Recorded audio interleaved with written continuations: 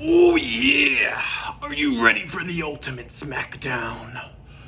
Macho Man Randy Savage served as an icon in American wrestling theatrics and captured the hearts of millions of fans around the world. Rando Mario Poffo was born in Columbus, Ohio on the 15th of November in the year 1952. He was the youngest son from his parents Judy and Angelo. And a little known fact about Angelo was that he was quite the wrestler himself around this time. So the young Macho Man had some big tights to fill growing up. Randy would have a pretty standard childhood, but was actually shown to have quite a knack for physical sports. Upon graduating high school, Randy was signed to the Cardinals as a catcher in the minor leagues, Wrestle with Andy 2021. To practice batting, Randy would swing a bat at a tire for hours on end every single day. His baseball career did not last very long, however, due to an injury to his shoulder that he sustained and pretty much ended his career right there. So, following a shoulder injury, Randy began training in 1973 to become a professional wrestler. His first character was called The Spider, but it was quickly changed to the beloved and recognizable Macho Man Randy Savage that we all know and love today. Once Hulk Hogan gained the spotlight during WWE's Rock and Wrestling Connection, Randy wanted in.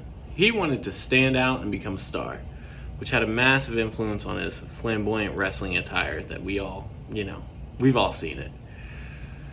Randy would go on to make his official WWE debut in June of 1985. The Macho Man gained a lot of attention from potential managers, but none of them would suffice.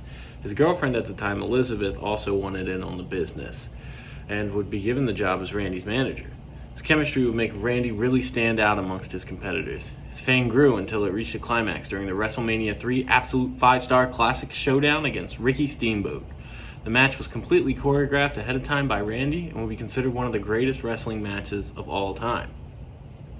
Randy Savage then garnered much notoriety for his promotional style, the way he would twirl, do magic tricks, and say cocaine-like phrases like, "I'm the cream of the crop, and the cream always rises to the top," made him loved by his fans for its hilarity. Eventually, Randy Savage and Hulk Hogan would team up and call themselves the Mega Powers. It was during this time that Macho Man Randy Savage became the WWE Champion of WrestleMania 4. After his victory at WrestleMania, Randy began to get jealous of Hulk Hogan because he took on Randy's girlfriend as his manager. It's kind of messed up. You don't just take a man's woman as your manager. It just doesn't work like that. This jealousy climaxed when during a team match, Hogan abandoned Randy to take Elizabeth to get some medical attention. Randy, in a fit of rage, then attacked Hulk Hogan, and he lost the ensuing title match. After Hulk Hogan and Randy Savage had their falling out, Randy fake-dumped Elizabeth and took on a new female counterpart, Sensational Sherry. Together, they won the King of the Ring for the second time in 1989. Following that, Randy saw an opportunity for fame and fortune. He challenged the Ultimate Warrior in WrestleMania 7 with the caveat that he would retire if he lost. Well, he lost. But the claim for retirement was short-lived and just a facade. It was actually because Elizabeth and Randy wanted to have a child together, so he needed some time off work.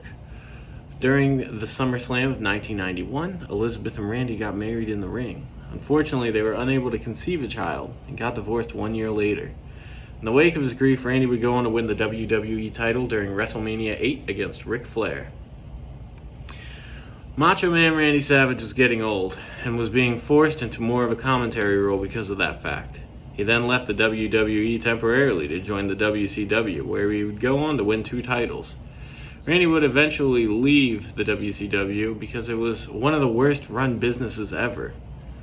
Unfortunately, he was never invited back into the WWE after 2001, so he did what any man would do. He focused on his acting and his rapping careers.